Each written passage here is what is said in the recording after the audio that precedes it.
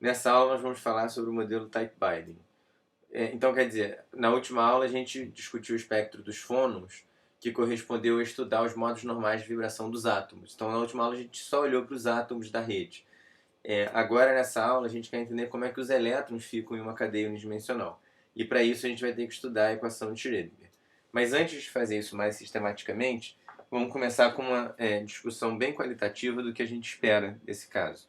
A gente estudou a ligação química, né? Quando a gente estudou a ligação entre dois átomos de hidrogênio, a gente viu que o estado fundamental do átomo de hidrogênio, quando você combina dois deles, dão origem a dois estados, né? Um ligante, que corresponde a somar a função de onda do fundamental do átomo da esquerda com o átomo da direita. E nesse caso, né, você vê que a probabilidade maior, psi ao quadrado aqui, a probabilidade em cada ponto de encontrar o elétron, você vê que o elétron fica sobretudo aqui na região entre os dois átomos. A gente interpretou isso lá na aula de ligação química, eu peço para vocês reverem lá, mas o fato é que essa combinação daqui tem uma energia menor do que a combinação antissimétrica, que corresponde a subtrair a função de onda aqui do 1s com a do 1s do outro átomo, na qual o elétron passa muito pouco, tem uma probabilidade muito pequena de ser encontrado entre os dois átomos de hidrogênio. A gente viu que essas soluções aqui são aproximadas, né? Corresponderam justamente a gente supor que a gente pode escrever a solução do H2+, como uma combinação linear do orbital 1s dos átomos de hidrogênio, que não é exato, mas a gente viu que era uma primeira aproximação. Um modelo bem esquemático de ver isso é pensando como se cada átomo de hidrogênio fosse um poço de potencial. Tá? Então, um poço de potencial a gente sabe resolver, o estado fundamental seria esse daqui, né, em que o comprimento de onda é o dobro do tamanho do poço, mas quando você aproxima dois poços, como vocês viram lá em quântica 1, essa função de onda aqui deixa de ser um autoestado do Hamiltoniano e o que acontece é que agora os autoestados vão ser dados pelas combinações simétricas e antissimétricas da solução. Então, bem parecido com o que acontece aqui, tá certo? Ou seja, uma descrição bem esquemática do que acontece nesse caso, e tem uma maneira bem intuitiva de ver que a combinação simétrica é que tem a menor energia. Porque nota que a combinação antissimétrica vai ter um lambda menor do que a combinação simétrica. Tá certo? A combinação simétrica, a variação espacial dela vai ser mais lenta aqui do que a combinação antissimétrica. Então você pensa em Fourier, né? Os lambdas para descrever esse cara daqui vão ser maiores do que o lambda da combinação antissimétrica.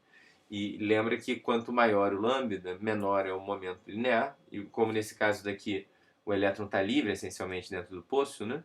Você ter uma energia, um momento linear menor significa que você tem uma energia menor. Então a combinação simétrica ela vai ter uma energia menor, pensando dessa forma bem esquemática. O que acontece aqui se a gente tiver, portanto, três poços? Se você tem três poços presentes, agora você poderia pensar em fazer as combinações envolvendo as funções de onda de cada um desses poços.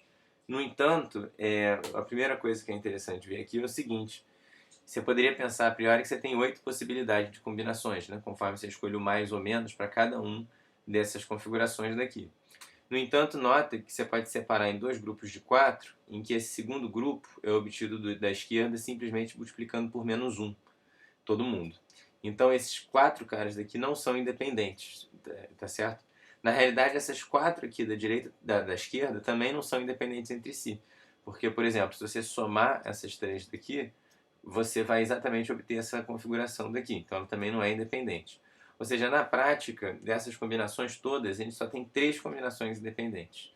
E isso é um traço bem geral, ou seja, quando a gente tinha dois poços, cada nível de energia deu origem a 2 níveis de energia. Agora a gente vai ter origem, quando você tem 3 poços, cada nível de energia de cada poço vai dar origem a 3 níveis de energia. E se a gente junta infinitos níveis de energia, isso vai dar origem então a uma banda de energia. Então a gente espera ver surgir, quando a gente lida com uma cadeia de N átomos, a gente espera ver surgir uma banda de energia. Nota que quando você tem um número grande de átomos, vai ter muito pouca diferença você acrescentar um nó a mais na solução. Porque vai mudar muito pouco a sua solução. Então você espera que elas sejam próximas energeticamente. Pensando novamente que o lambda vai estar ligado com a energia. E quando você simplesmente acrescenta um nó, você começa a ter um comprimento de onda muito grande aqui dentro, acrescentar um nó a mais ou a menos não faz tanta diferença. Então, tipicamente, o quadro geral da solução é: você tem um único poço, vai ter lá certos níveis de energia. Pega um dos níveis de energia, por exemplo, o mais baixo.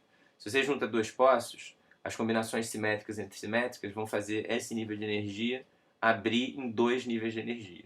Se são três poços, vai abrir em três. Quanto mais poços, mais abre, mas vai ficando cada vez mais perto entre si. Então, na verdade, você fica com vários níveis de energia muito próximos entre si, formando justamente ali uma banda de energia. E aí, se você pega um outro nível de energia, por exemplo, aqui o E2, você vai ter o mesmo esquema, e aí ele vai dar origem, quando você junta N átomos, a outra banda de energia, que vai estar, em geral, separado por uma lacuna de energia da outra banda. Embora possa haver, em certos casos, especialmente quando você está em mais dimensões, possa haver uma superposição das bandas.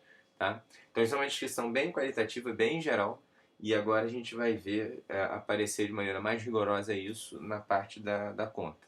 A gente vai ver isso na próxima parte dessa aula.